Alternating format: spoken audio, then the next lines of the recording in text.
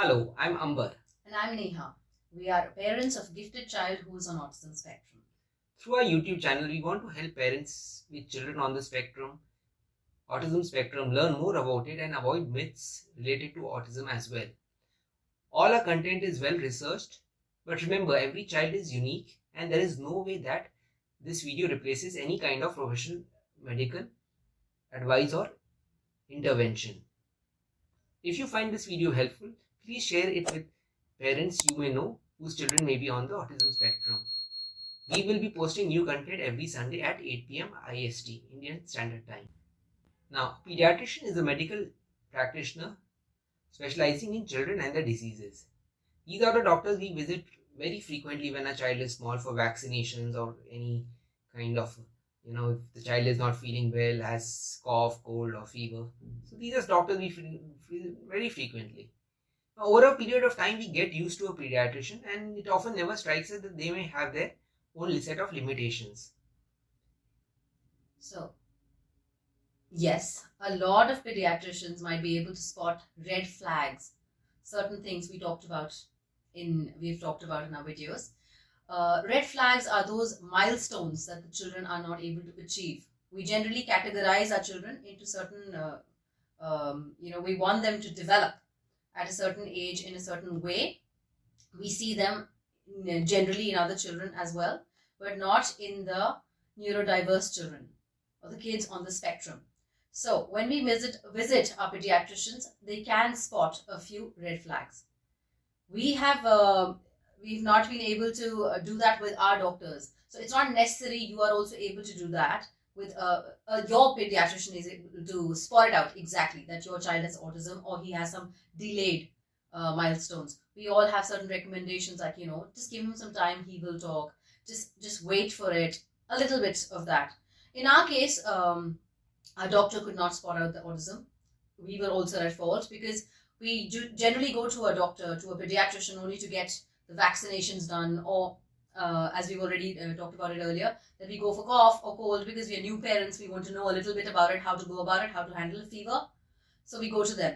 But we never really sit with them and talk about how should a child develop, at what age, what should be developing in him, what are the milestones he should cover, when should he start walking exactly. Because I was a very, very late walker in my life. I was told so by my parents.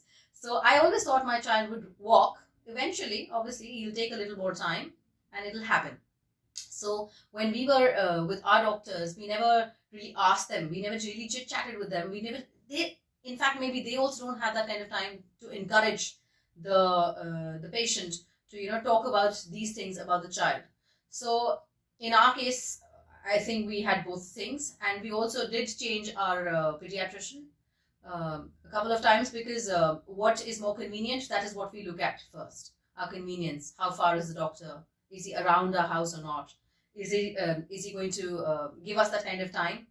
And if he's there all the time, if he's available or not. So we found somebody. We liked the doctor. The doctor was fantastic. But then that doctor was not able to spot out these problems. So from us, we would like to recommend that please make sure you choose a doctor wisely.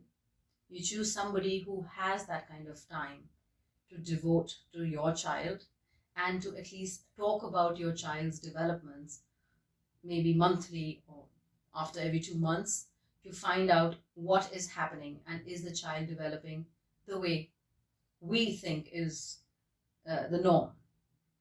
So once the pediatrician finds that the child has red flags, most of them would further actually recommend it to a developmental pediatrician or child neurologist who would then, do a complete comprehensive evaluation of the child, which will be a thorough, examination.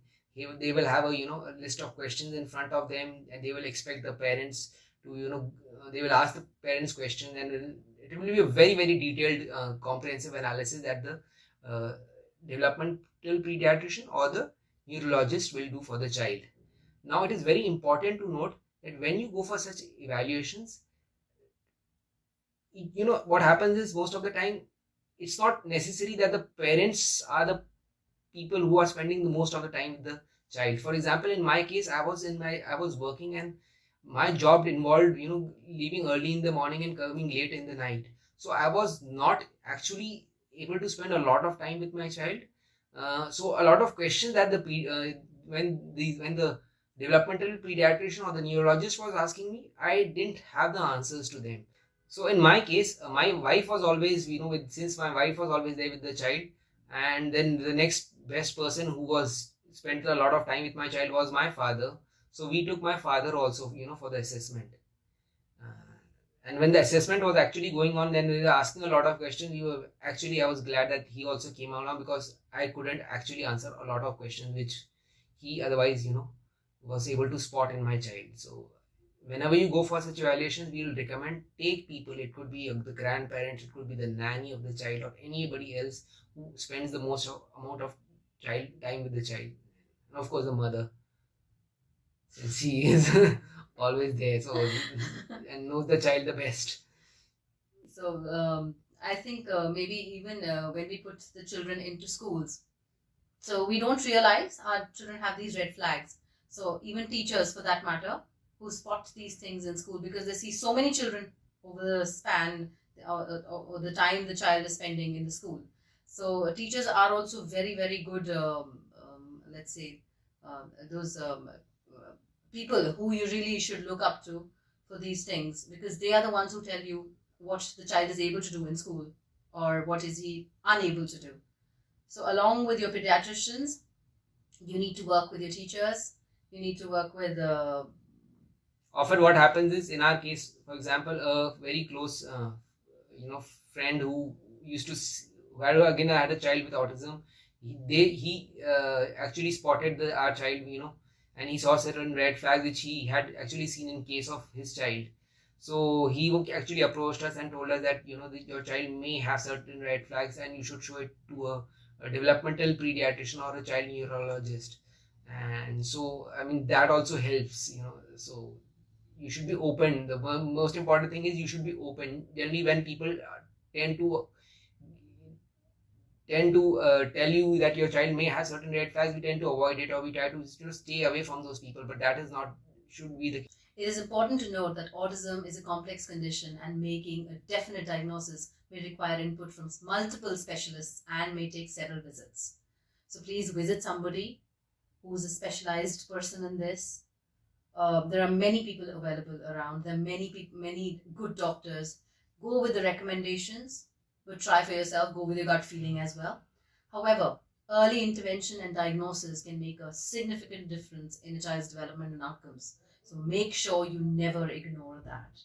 Never ignore the red flags that somebody else also has spotted. Thank you. Thank you.